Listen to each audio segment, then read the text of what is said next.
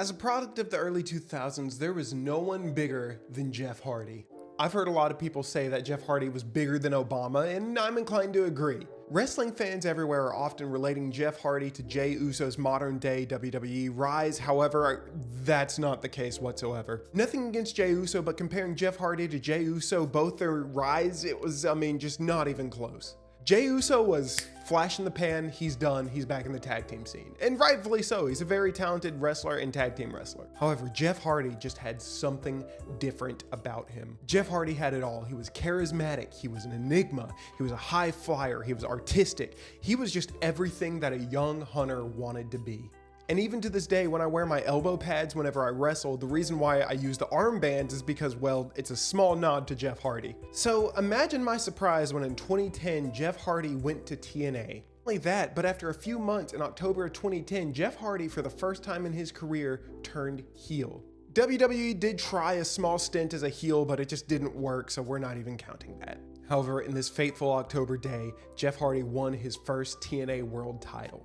Ever the innovator, Jeff Hardy didn't want to carry the regular TNA World Heavyweight Championship. No, he got his own custom title belt. This belt right here. And that, ladies and gentlemen, is the topic of our video today. We're going to be showing off the big time belt, TNA Immortal Jeff Hardy belt. I've always wanted this belt in my collection since I first ever laid eyes on it. Most people look at this belt and say, oh, it's ugly, it's terrible. But for me, it was everything I wanted in a wrestling belt. It was different, it was cool, it was purple. I like purple. So come with me as we take it in the other room and do an in-depth look at the Jeff Hardy TNA Immortal belt. Forgive me, I'm a little sick, so I'm gonna try and get through this as best I can. So this is Jeff Hardy's TNA Immortal title belt. I believe this was originally done by Top Rope Belts, and the artwork was done by Jeff Hardy himself with slight modifications from Top Rope Belts. This one, however, is made by Big Time Belts, and they were very kind to give me a good price on this, and I am super happy with the results. I believe this was acid etched, and it speaks for itself. It's very deep, it's very, very engraved, and I believe on the side parts of the Jeff Hardy Immortal belt, I believe these textured bits are actually hand dremeled. So it takes a long time to actually do that when you do acid etching. The acid kind of does the work itself. Not saying it's easy by any stretch of the imagination, but this, you literally go in with the Dremel. That being said, that was not a feature on the original belt. The original belt had horizontal lines going through it, giving it that textured look. However, I have to say, I kind of preferred the nugget texturing. Another thing that this belt got, well, wrong is right here.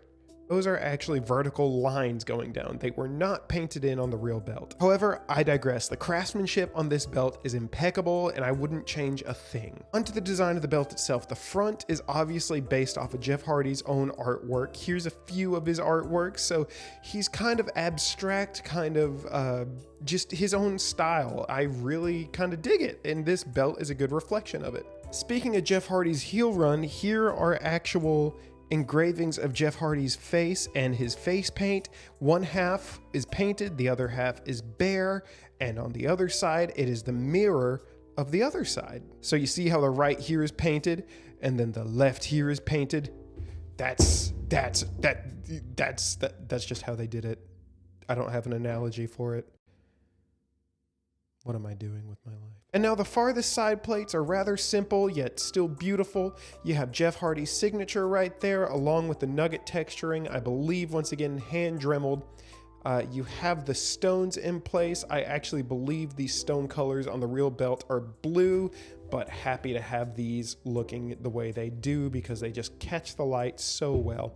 Same on this side, but instead of yellow, it's kind of this blue cloudy design. And the snap box and leather strap itself, I have to say, this is some of the best leather work I've gotten for a bootleg strap before. Unlike a lot of other belts I've gotten, these are actually treated edges, which cause the backing to stay on for much longer than that of a belt that did not get treated edges.